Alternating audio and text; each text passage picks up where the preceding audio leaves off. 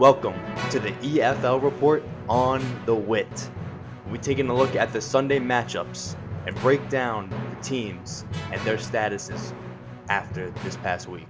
Let's get through the teams that aren't sweating out Monday Night Football as much, and the list is kind of small just because of the doubleheader tonight. The one game that I feel fairly confident is over is the match between Osama bin Hampton and Hanging with Mr. Hernandez. A matchup between two of arguably the best names in the league. And this one, Osama bin Hampton is blowing out Hanging with Mr. Hernandez. That was bad. Hampton has a 55-point lead versus Mr. Hernandez, with Mr. Hernandez having Goff and Jameson Williams left to play. Hampton just has Kaimi Fairbairn left. Going to this game, Hampton was missing Garrett Wilson and Omarion Hampton and had to start Bam Knight in place for Trey Benson, who's been on IR. And for the 1 o'clock games, Mr. Hernandez was off to a hot start.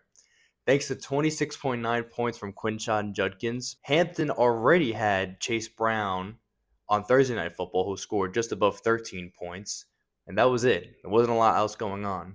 McMillan only had 4.8 during that first window. Unfortunately for Mr. Hernandez, Kyron Williams only put up 7.5, and Waddle put up a deuce. Things would get ugly in the 4 o'clock window.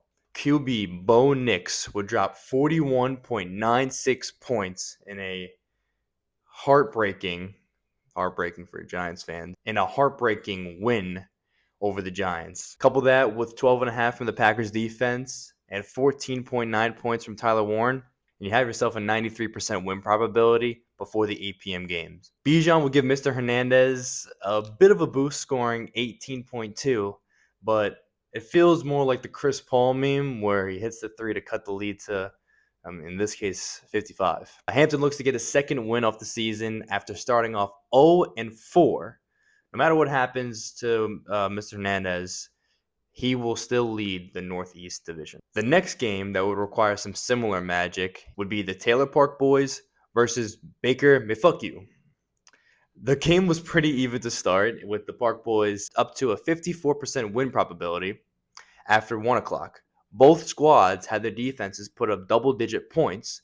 Unfortunately, Indiana Jones and his partner JT would combine for just under 57 points. And Park Boys' best player, Puka Nacua, was out with an injury, and his quarterback Joe Burrow on IR. And while we're talking about injuries, Baker's team has to be mentioned. He lost Malik Neighbors early in the season. Terry McLaurin has been out for most of the year. Chris Godwin isn't playing Monday night. And in a recent trade where he acquired wide receiver out of Ohio State, Emeka Egbegboo, it's been up in the air if Emeka will play. To top it all off, George Kittle, who came back from the IR, put up a donut and has the potential to dropping a third straight, unless for a miracle, with Baker Mayfield and Egbegboo playing. I should mention that the Taylor Park Boys have Cade Otton just to seal it. The rest of the games are pretty sweaty. Looking at the matchup between Justice Beaver and We Want the Beer Mile, Beaver has Sam Laporta left to play, and they're up 8. The Beer Mile has Jahmyr Gibbs and Mike Evans playing tonight, and those two players should be able to score Sam Laporta by 8 points. The Beer Mile is projected 137 points compared to the Beavers' 127.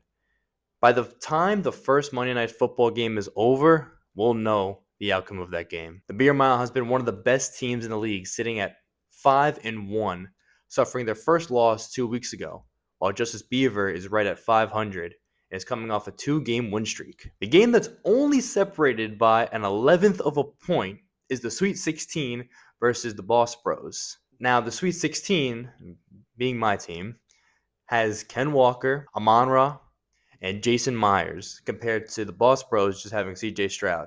Now, in a vacuum and on paper, this should be a layup for my team, but just the way my season's gone so far, anything could happen. I desperately need this win after starting off 0-3, winning the next 2, and then losing a divisional game against Mr. Hernandez. The Boss Bros also need this one, being in the tightest division in the league so far. Their season has been win 1, lose 1, win 1, lose 1.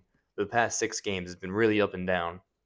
and they're currently second in their division, only one game separating their spot and last. Looking at the only undefeated team in the league, Cookie Monster took on the Gritty Kings, who were 2-4. Cookie Monster looks to stay undefeated as they currently lead the Gritty Kings by 7 points, with Jackson Smith and Jigba, the Seahawks defense, and McLaughlin still left to play, while the Gritty Kings have David Montgomery and Jake Bates. Cookie Monster has been a force with his tandem of Christian McCaffrey and Devon Achane, with his incredible receiving room led by Devontae Adams and breakout JSN. As for the Gritty Kings, Jamar Chase finally showed some life, and Patrick Mahomes has been playing like an MVP, but it's the running back room for him that's been really struggling. With Breece Hall and Alvin Kamara, they're both excellent talents, but they're a part of really bad offenses that have completely capped off their ceiling. Looking at 4 Diggs versus the Buck and the Duck, the game looked like it was going to be a shootout, with both teams going over 70 points once the 1 o'clock window ended. The Buck and the Duck were up roughly 5 points, with 3 Eagles putting up big numbers during their game. Unfortunately, 4 Diggs had the highest scoring Eagle in Devonta Smith with 33.3 points, and 2 Cowboys combining for 46 points. The game was close to sealed when Eddie Pinheiro put up 11 points in the 8 o'clock game to put them up 23. Going into Monday night, the Duck needs Rachaad White to go off for 30-plus points just to have a chance. But 4 Diggs has their best wide receiver, Nico Collins, playing too. 4 Diggs looks to get their first win since week 1 against the Sweet 16. Yeah, been that type of year. That'll wrap up Sunday Night Recap on the EFL report by the Wit. Good luck to all teams that are sweating out tonight's games. I'll talk to you all later.